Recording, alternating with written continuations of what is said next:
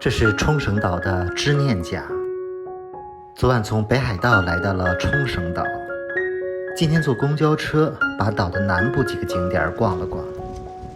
我也是参照了岛上的南部一日游，先去了知念岬，然后去了世界遗产琉球王国的斋场御岳，又坐公交车去了玉泉洞，看了这里的大溶洞。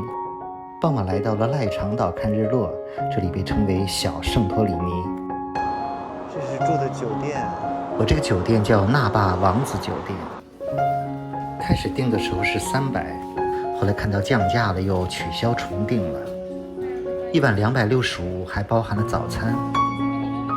不过早餐确实比较简单，只有面包、饮料和沙拉。哇，这边的天真是太蓝了，就感觉来到了曼谷一样。冲绳的很多建筑也是老破小，猛一看以为是泰国的。这上面就是那个轻轨小火车，从机场过来的。可以看到椰子树，有点热带风光了哈。今天早上算是睡了个懒觉。这边的小店儿，这条街基本都是属于国际通了，就它最热闹的一条街。看到今天天气这么好，还是想出去逛一逛景点，还是有点五颜六色的感觉。这条就是冲绳那霸的国际通，很著名的一条街。不过白天非常热，晚上到这里逛一逛还不错。我今天打算参照冲绳岛南部一日游的线路，自己坐公交车逛一逛。这个公交还蛮方便的，四通八达的。其实日本包括冲绳岛的公共交通票价也不便宜，所以如果一天想玩很多景点，参加当地的一日游比自己坐公交车还方便划算。不过我今天想尝试一下自己坐公交车，看看能玩多少地方。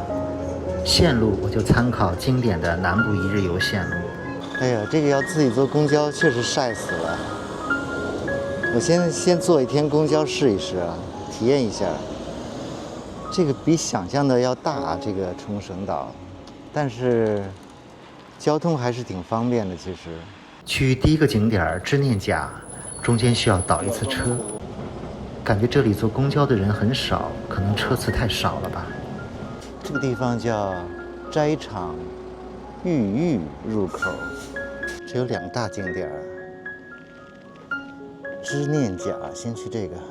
从车站往前走300米就到了知念岬。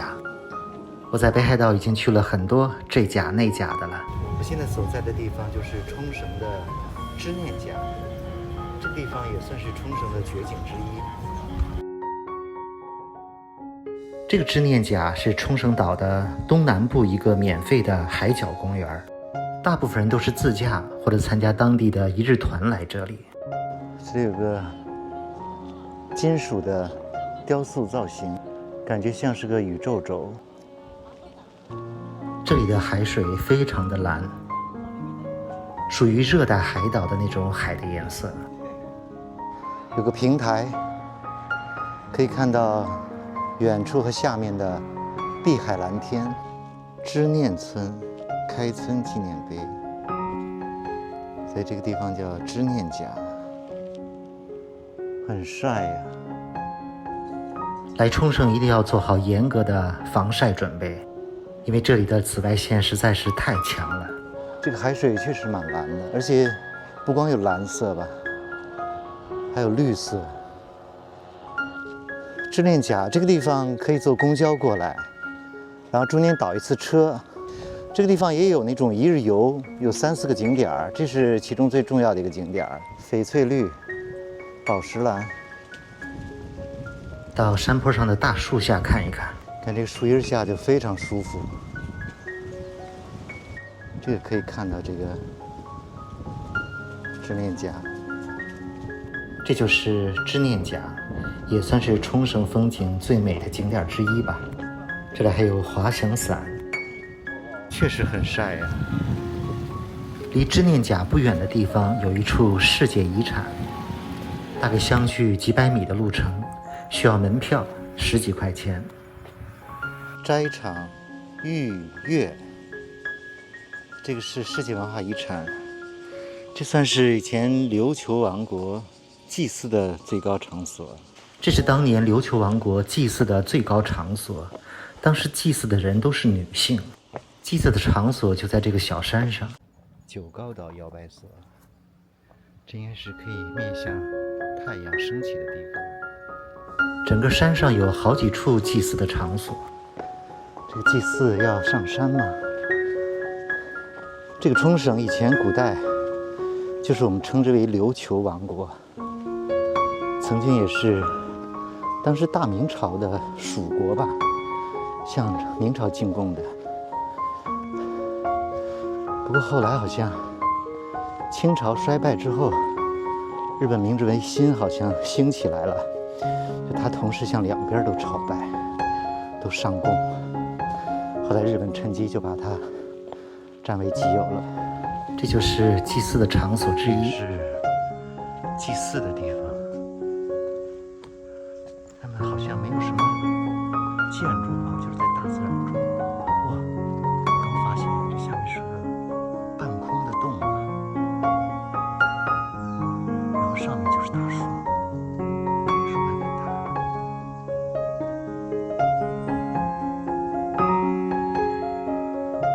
就在这里祭祀，就是这么一个祭祀的地方，叫斋场御月。所以这个地方不大，就从下面走上来也就10分钟不到，就是后来被发现了这样的一个地方吧，一直保留下来，现在被列为世界遗产。这个琉球王国后来被日本占领后，就慢慢叫冲绳了。こんにちは。二战的时候应该算美军把它占领了，所以现在它也是美军的一个基地。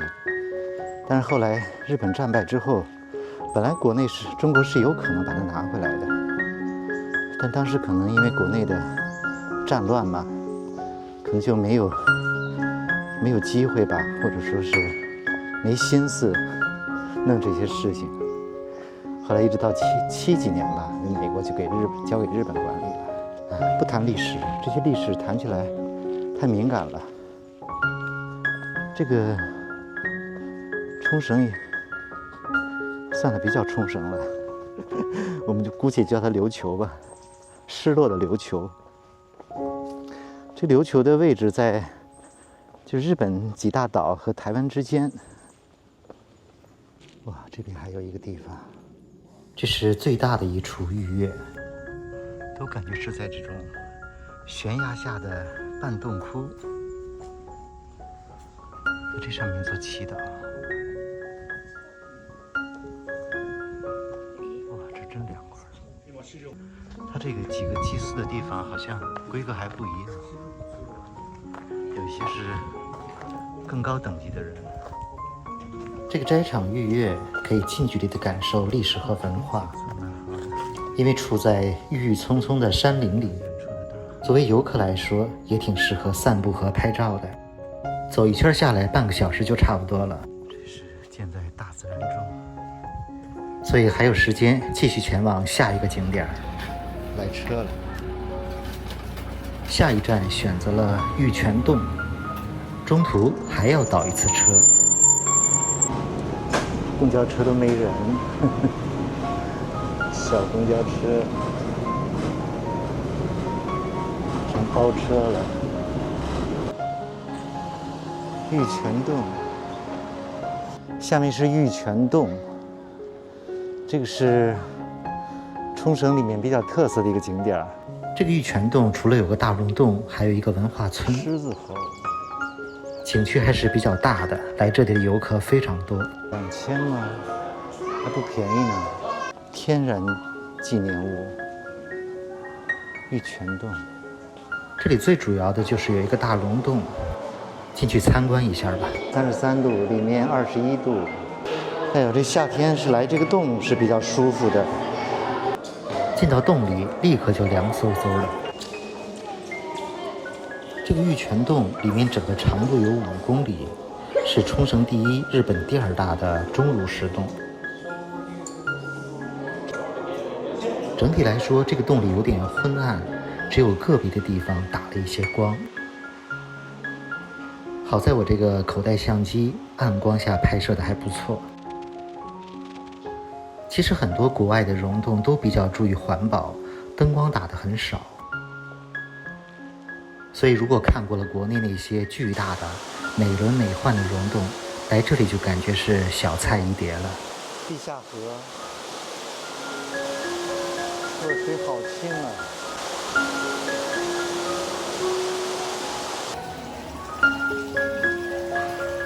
溶洞里一些小的瑶池被打上了蓝光，很漂亮。这还有点光，清泉，清之泉。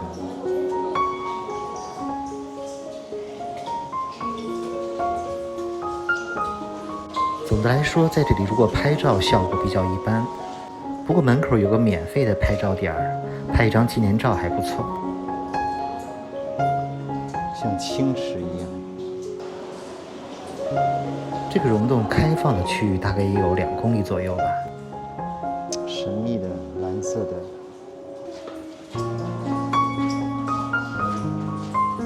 热带果园，现在从洞里出来了。香蕉树。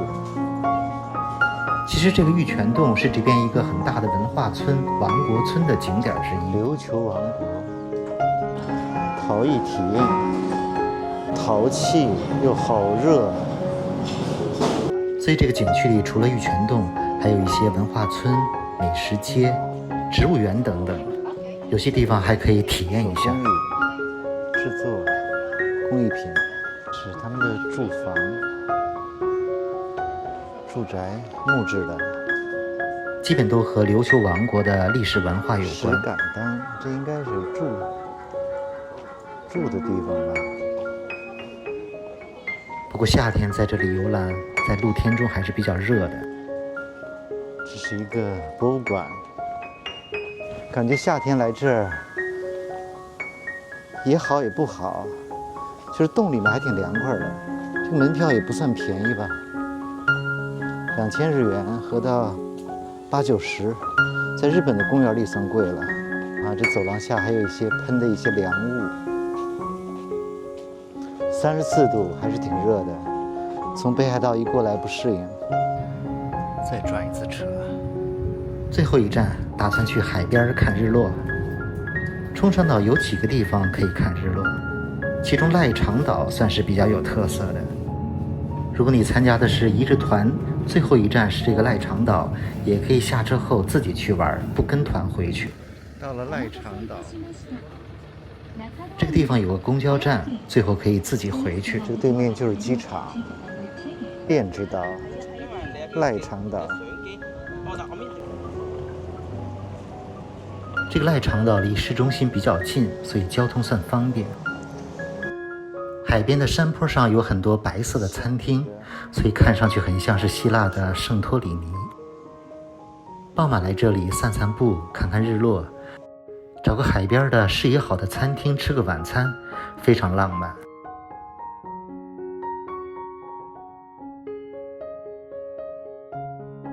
白天来这里景色也不错，白天在这里拍照是顺光，所以拍的海景也非常美。不少位置好的餐厅也是需要预约的。从山坡上走下来就是海边，海边一处天然的大草坪。走到海边看一看日落。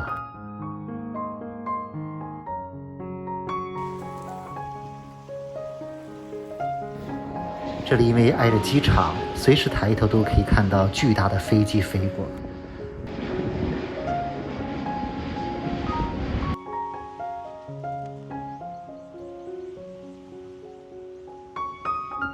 不过我个人感觉这里的日落没有那么惊艳，但是在这里散散步放松一下，吃个晚餐还不错。这样走下来就是南部比较精华的几个景点。